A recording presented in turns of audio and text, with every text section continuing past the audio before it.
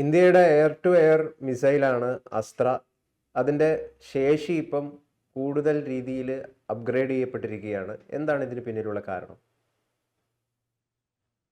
India തദ്ദേശീയമായിട്ട് വികസിപ്പിച്ചെടുത്ത ഈ beyond visual range അഥവാ എയർ ടു എയർ മിസൈൽ കുടുംബമാണ് അസ്ത്ര. അതിൽ അസ്ത്ര 1, അസ്ത്ര 2 ഇവ അസ്ത്ര 1 ഇപ്പോൾ തന്നെ നമ്മുടെ വിമാനങ്ങളിൽ ഘടിപ്പിച്ചു കഴിഞ്ഞു. അസ്ത്ര 2 ഈ വർഷം പകുതി കഴിയുമ്പോഴേക്കും അത് പൂർണ്ണമായിട്ടും ഓപ്പറേഷണലൈസ് ചെയ്യപ്പെടും. അസ്ത്ര 3 വികസനത്തിൻ്റെ പാതയിലാണ്. അത് 2 വർഷത്തിനുള്ളിൽ അത് പൂർണ്ണമായിട്ട് ഓപ്പറേഷണലൈസ് ആവുള്ളൂ. ഈ അസ്ത്ര 1, 2 മിസൈലുകളുടെ റേഞ്ച് പെട്ടെന്ന് ഇത് വർദ്ധിപ്പിച്ചതായിട്ട് വാർത്തകൾ വന്നു. മാത്രമല്ല അസ്ത്ര 2 മിസൈല് ആർക്കും അറിഞ്ഞുകൂടായിരുന്നു അത് ഈ 2026-ൽ അത് പ്രവർത്തനക്ഷമമാകുമെന്നുള്ളത്.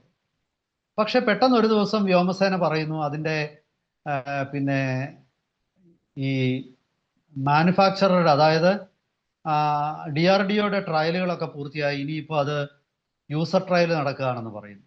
അപ്പോൾ ഇതാകെ ഒരു സംശയം ആൾക്കാർക്ക്, പ്രതിരോധ വിദഗ്ധർക്കൊക്കെ. ഇത്രയും നാള് ഈ മിസൈല് പണിപ്പുരയിലാണെന്ന് പറഞ്ഞ് ഈ മിസൈൽ എങ്ങനെയാണ് പെട്ടെന്ന് ഇതിൻ്റെ റേഞ്ച് വർദ്ധിക്കുന്നു? അതായത് അസ്ത്ര 1ൻ്റെ റേഞ്ച് 110 തൊട്ട് ഏതാണ്ട് 110 കിലോമീറ്റർ ആണ്. ഇപ്പോൾ പുറത്തു വരുന്നത് അത് പെട്ടെന്ന് 150 കിലോമീറ്റർ ആയിട്ട് വർദ്ധിപ്പിക്കുകയാണ്. അസ്ത്ര 2ൻ്റെ റേഞ്ച് മുൻപ് അനൗൺസ് ചെയ്തിരുന്നത് 150 കിലോമീറ്റർ ആണെന്നാണ്.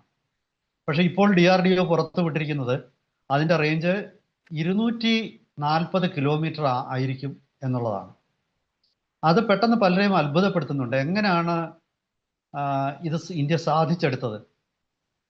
അപ്പോൾ ചില മാധ്യമങ്ങൾ വരുന്ന ഊഹാപോഹങ്ങൾ, അതൊരു ഗൂഢാലോചന സിദ്ധാന്തമായിരിക്കാം. അത് പറയുന്നത് ഇന്ത്യ ഓപ്പറേഷൻ സിന്ദൂറിനിടയ്ക്ക് ചൈനയുടെ PL-15, PL-15 മിസൈലുകൾ ഒരു കുഴപ്പവുമില്ലാതെ ഇന്ത്യ അത് പിടിച്ചെടുത്തിരുന്നു. ജാം ചെയ്തിട്ട് അത് തകർക്കാതെ നമ്മൾ പിടിച്ചെടുത്തു. ആ മിസൈല് റിവേഴ്സ് എഞ്ചിനീയർ ചെയ്താണ് ഇന്ത്യ ഇപ്പോൾ ഈ തേജസ് വേണ്ടിയിട്ട് ഈ അസ്ത്ര 1ഉം 2ഉം അതിലെ ടെക്നോളജി ഉപയോഗിച്ചാണ് നമ്മൾ അതിൻ്റെ റേഞ്ച് വർദ്ധിപ്പിച്ചതെന്നാണ് പുറത്തു വരുന്ന ഒരു ഊഹാപോഹം അല്ലെങ്കിൽ ഗൂഢാലോചന സിദ്ധാന്തം. അപ്പോൾ അത് പ്രകാരം അതിൻ്റെ ഡിസൈൻ നമ്മൾ കോപ്പി ചെയ്തതെന്ന് മാത്രമല്ല, ഇതിൽ ഉപയോഗിക്കുന്ന ഇന്ധനം എന്താണെന്ന് നമ്മൾ തിരിച്ചറിയുകയും അങ്ങനെ പ്രൊപ്പല്ലൻ്റ് എന്ന് പറയുന്ന ഇന്ധനം നമ്മൾ ഒരു പുതിയ പ്രൊപ്പല്ലൻ്റ് സൃഷ്ടിച്ചെടുക്കുകയും ചെയ്തു. ആ പ്രൊപ്പല്ലൻ്റാണ് ഈ അസ്ത്ര 2, പ്രത്യേകിച്ച് അസ്ത്ര 1നേക്കാൾ അസ്ത്ര 2 240 കിലോമീറ്റർ എന്ന് പറയുന്നത് ഇന്ന് ലോകത്തിൽ എല്ലാ അമേരിക്കയുടെ ആണെങ്കിലും ചൈനയുടെ ആണെങ്കിലും എല്ലാവരുടെയും കയ്യിലുള്ള ഇപ്പോഴത്തെ അമേരിക്കയുടെ ആംറാം എന്ന് പറയുന്ന എയർ ടു എയർ മിസൈലുണ്ട്. ആ മിസൈൽ ഡി ബ്ലോക്ക് എന്ന് പറയുന്ന അതിൻ്റെ ഏറ്റവും പുതിയ മിസൈലിൻ്റെ റേഞ്ചും ഈ 240-250 കിലോമീറ്ററാണ്. അപ്പോൾ അതാണ് പലരെയും അത്ഭുതപ്പെടുത്തുന്നത്. പക്ഷേ ഈ വിഷയത്തിൽ DRDO പ്രതികരിച്ചിട്ടുണ്ട്. DRDO പറയുന്നത് ഇന്ത്യക്ക് ചൈനയുടെ മിസൈലുകളെ കോപ്പി അടിക്കേണ്ട കാര്യമൊന്നുമില്ല. ഇന്ത്യയുടെ കയ്യിൽ അത്തരം ചൈനീസ് മിസൈലുകൾ കിട്ടി, നമ്മളത് ഡിസ്മാൻഡിൽ ചെയ്ത്, അതായത് അത് ഇളക്കി അത് കൃത്യമായിട്ട് പരിശോധിച്ചും ഒക്കെ ചെയ്തു. പക്ഷേ ഇന്ത്യ ഇപ്പോൾ എയർ ടു എയർ മിസൈലുകളുടെ കാര്യത്തിൽ ഇന്ത്യയുടെ ഈ നേട്ടം നമ്മൾ 5 കൊല്ലത്തോളം ഈ മേഖലയിൽ നടത്തിയ ഗവേഷണത്തിൻ്റെ ഒരു പരിണത ഫലമാണ് എന്നാണ് DRDO പറയുന്നത്. അതായത് 2020 ഒടുവിലാണ് ഇന്ത്യ എയർ ടു എയർ മിസൈലുകൾ വികസിപ്പിക്കാനുള്ള ശ്രമം ഗൗരവമായിട്ട് തുടങ്ങുന്നത്. ഇന്ത്യക്ക് ലോകോത്തര ബാലിസ്റ്റിക് മിസൈലുകൾ, അതായത് അഗ്നി 1, 2, 3, 4, 5 ആ അഗ്നി മിസൈലുകളുടെ ഒരു പരമ്പര ഇന്ത്യക്കുണ്ട്. അതുപോലെ തന്നെ നമുക്ക് അഗ്നി പ്രൈം എന്ന ഏറ്റവും ആധുനിക അഗ്നി മിസൈലുണ്ട്. അതുകൂടാതെ പ്രളയ്, അതുപോലെ ധനുഷ്, അങ്ങനെയൊക്കെ ഒരുപാട് മിസൈലുകളുണ്ട്. അതുകൂടാതെ ഈ സബ്മറൈൻ അന്തർവാഹിനികളിൽ നിന്ന് വിക്ഷേപിക്കാൻ പറ്റുന്ന K മിസൈൽ സീരീസിലുള്ള മിസൈലുകൾ. ഇതൊക്കെ ഉള്ളപ്പോൾ നമ്മൾ ബാലിസ്റ്റിക് മിസൈലുകളുടെ കാര്യത്തിൽ, അതുപോലെ സൂപ്പർസോണിക് മിസൈൽ എടുക്കുമ്പോൾ റഷ്യയും ഇന്ത്യയും കൂടെ ചേർന്ന് നിർമ്മിച്ച ബ്രഹ്മോസ് മിസൈല്, അതല്ലെങ്കിൽ നമ്മൾ സ്വന്തമായിട്ട് നിർമ്മിച്ച സബ്സോണിക് ക്രൂയിസ് മിസൈലായ നിർഭയ്, ഇതൊക്കെ ഉണ്ട്. എന്തിന് ഏറ്റവും ഒടുവിൽ ഹൈപ്പർസോണിക് മിസൈൽ വരെ നമുക്കുണ്ട്, ധ്വനി. പക്ഷേ എയർ ടു എയർ മിസൈലുകളുടെ കാര്യത്തിൽ ഇന്ത്യ എന്തുകൊണ്ടോ ഒരു അലംഭാവം കാണിച്ചു എന്നുള്ളത് അതൊരു വസ്തുതയാണ്. എന്തുകൊണ്ടാണ് എന്ന് നമുക്കത് തിരിച്ചറിയാൻ പറ്റുന്നില്ല. ഒരുപക്ഷെ നമ്മുടെ സർക്കാർ സംവിധാനങ്ങൾ, പ്രതിരോധ മേഖലയിലെ ഗവേഷണങ്ങളൊക്കെ കൂടുതലും DRDO ആണ്. സർക്കാർ സംവിധാനങ്ങളിലുള്ള സ്വാഭാവികമായിട്ടുള്ള ചില അനാസ്ഥകളും മരവിപ്പും ഒക്കെ ഉണ്ട്. അതായിരിക്കും അതിൻ്റെ പിന്നിൽ. എന്തായാലും അത് പാഠം പഠിച്ചത് 2019 ബാലാക്കോട്ട് ആക്രമണ സമയത്താണ്. പാകിസ്ഥാന്റെ കൈവശം അമേരിക്കയുടെ AIMD ആംറാം മിസൈൽ ഉണ്ടായിരുന്നു. അത്തരം ഒരു മിസൈൽ പ്രയോഗിച്ചിട്ടാണ് നമ്മുടെ മിഗ് വിമാനം തകർക്കപ്പെട്ടത്. അങ്ങനെയാണ് നമ്മുടെ ഒരു പൈലറ്റ് പാകിസ്ഥാന്റെ കസ്റ്റഡിയിൽ പെട്ടതുമൊക്കെ. എന്തായാലും ശരി, അത് ഇന്ത്യയെ സംബന്ധിച്ചൊരു പാഠമായിരുന്നു. അതിനുശേഷം ഇന്ത്യ എയർ ടു എയർ മിസൈലുകൾ വികസിപ്പിക്കുന്ന കാര്യത്തിൽ വളരെ ജാഗ്രതയോടെ പ്രവർത്തിക്കുകയും അതിൻ്റെ ഫലമായിട്ട് തദ്ദേശീയമായിട്ട് നിർമ്മിച്ച അസ്ത്ര മിസൈലുകൾ, ഈ അസ്ത്ര മിസൈലുകൾ ഇപ്പോൾ നമ്മുടെ സുഖോയ് MK-30 അതുപോലെ തേജസിലും ജാഗ്വാറിലും MiG 29 ഒക്കെ തന്നെ ഘടിപ്പിച്ചിട്ടുണ്ട്.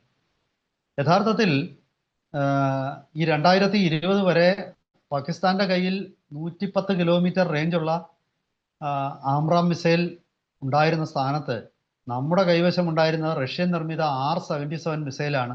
അത് സാധാരണഗതിയിൽ ഒരു 70 കിലോമീറ്റർ റേഞ്ചൊക്കെ ഉള്ളൂ. 80 പറയുമെങ്കിലും 70 കിലോമീറ്റർ റേഞ്ച് മാത്രമേ അതിനുള്ളൂ. പക്ഷെ എന്തുകൊണ്ടോ ഇന്ത്യ പുതിയ മിസൈലുകൾ പുറത്തുനിന്ന് വാങ്ങിക്കാൻ പോലും താല്പര്യപ്പെട്ടില്ല എന്നുള്ളത് സത്യത്തിൽ ഒരു അത്ഭുതകരമായിട്ടുള്ള സംഭവമാണ്. എന്താണ് ഇന്ത്യയെ അക്കാര്യത്തിൽ നിരുത്സാഹപ്പെടുത്തിയതെന്ന് നമുക്കറിഞ്ഞൂടാ. പക്ഷേ ആ ഒരു പിന്നാക്കാവസ്ഥ ഇന്ത്യ നിശ്ചയമായിട്ടും ഇപ്പം മാറിയിരിക്കുന്നു. കാരണം ഇപ്പം നമ്മുടെ എല്ലാ വിമാനങ്ങളിലും തദ്ദേശീയമായിട്ട് നിർമ്മിച്ച 70 കിലോമീറ്റർ റേഞ്ചുള്ള റഷ്യയുടെ R-77 പകരമായിട്ട് നമ്മുടെ അസ്ത്ര 110 കിലോമീറ്റർ റേഞ്ച് ഉള്ളതുണ്ട്. അപ്പോൾ പാകിസ്ഥാനെ സംബന്ധിച്ചിടത്തോളം പാകിസ്ഥാന്റെ കൈവശം നേരത്തെ അമേരിക്ക കൊടുത്ത മിസൈലിന്റെ അതേ റേഞ്ച് 110-120 കിലോമീറ്റർ നമ്മുടെ അസ്ത്ര 1-നുമുണ്ട്. പക്ഷേ ആ അസ്ത്ര 1-ന്റെ റേഞ്ച് 150 കിലോമീറ്റർ ആയിട്ട് നമ്മൾ ഈ ഒരു 5-6 മാസത്തിനുള്ളിൽ വർദ്ധിപ്പിക്കുമെന്നാണ് പറയുന്നത്. അതിൻ്റെ സോഫ്റ്റ്വെയറിൽ ചെറിയ മാറ്റങ്ങൾ വരുത്തുകയും അതുപോലെ അതിന് ബേസിക്കായിട്ട് പ്രത്യേകിച്ച് വലിയ മാറ്റങ്ങളൊന്നും വരുത്താതെ തന്നെ നമുക്ക് ഈ റേഞ്ച് വർദ്ധിപ്പിക്കാൻ കഴിയുന്നു എന്നുള്ളത് അതൊരു അത്ഭുതകരമായിട്ടുള്ള അല്ലെങ്കിൽ ഒരു എടുത്തു പറയത്തക്ക നേട്ടമാണ് എന്നുള്ളതിൽ ഒരു സംശയവുമില്ല. വരാനിരിക്കുന്ന നമ്മുടെ കൈവശമുള്ള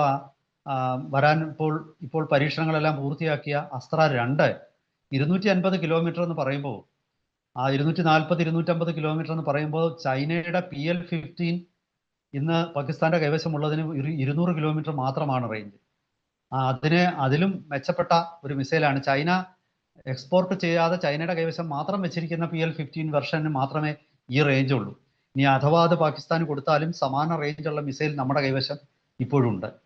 അപ്പോൾ ഇതൊരു വലിയ നേട്ടം തന്നെയാണ്. പ്രത്യേകിച്ച് തദ്ദേശീയമായിട്ട് നിർമ്മിച്ച മിസൈൽ ആകുമ്പോൾ ഇത് വളരെ ചെലവ് കുറവാണ്. ചൈനയുടെ മിസൈൽ പാകിസ്ഥാൻ വാങ്ങുന്നത് തീർച്ചയായിട്ടും വലിയ പണം കൊടുത്താണ്. അമേരിക്കയുടെ മിസൈൽ പാകിസ്ഥാന് കൊടുക്കുന്നതും വലിയ പണം വാങ്ങിച്ചുകൊണ്ടാണ്. പക്ഷേ ഇന്ത്യയെ സംബന്ധിച്ചിടത്തോളം തദ്ദേശീയമായിട്ട് 900 ഇത്തരം അസ്ത്ര 2 മിസൈലുകൾ ഇന്ത്യ നിർമ്മിക്കാനുള്ള തീരുമാനമെടുത്തിരിക്കുകയാണ്. അത് നിർമ്മാണത്തിൻ്റെ വിവിധ ഘട്ടങ്ങളിലുമാണ് ഇപ്പോൾ. അതായത് നമുക്ക് ആവശ്യത്തിന് നമുക്ക് മിസൈലുകൾ നമ്മുടെ ഏറ്റവും പഴയ വിമാനമായ ജാഗ്വാറിൽ പോലും ഇനി 150 കിലോമീറ്റർ റേഞ്ചുള്ള അസ്ത്ര 1 ഉണ്ടാകും. നമ്മുടെ തേജസിലും അതുപോലെ തന്നെ നമ്മുടെ കൈവശമുള്ള MiG 30 MKIയിലും ഈ പറയുന്ന അസ്ത്ര 2 ഉണ്ടാകും. റഫാൽ വിമാനത്തിൽ 200-250 കിലോമീറ്ററിന് അടുപ്പിച്ച് റേഞ്ചുള്ള മെറ്റിയോർ മിസൈലുകൾ ഫ്രാൻസ് തന്നെ സപ്ലൈ ചെയ്യുന്നുണ്ട്.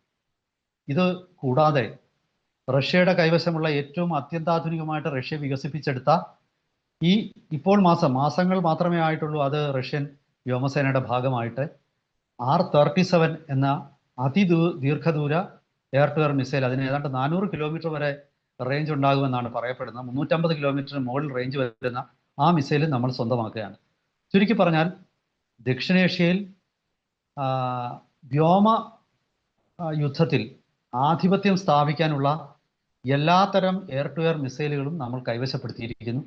അതോടൊപ്പം തന്നെ നമ്മുടെ വിമാനങ്ങൾ പഴയ രീതിയിലുള്ള ഐസൊലേറ്റഡ് ആയ ഒറ്റതിരിഞ്ഞുള്ള വിമാനങ്ങൾ എന്നുള്ളതിൽ നിന്നും മാറി നെറ്റ്വർക്ക് ഓറിയന്റഡ് ആയിട്ടുള്ള, അതായത് നമ്മുടെ പൂർണ്ണമായിട്ടും നമ്മുടെ റഡാറുകളും എയർ കമാൻഡ് ആൻഡ് കൺട്രോൾ സിസ്റ്റവും അതുപോലെ സഹോദര വിമാനങ്ങളുമായിട്ട് ചേർന്ന് നെറ്റ്വർക്ക് സെൻട്രിക് വാർഫെയർ എന്ന രീതിയിലേക്ക് നമ്മുടെ വിമാനങ്ങൾ മാറ്റിക്കഴിഞ്ഞിരിക്കുന്നു.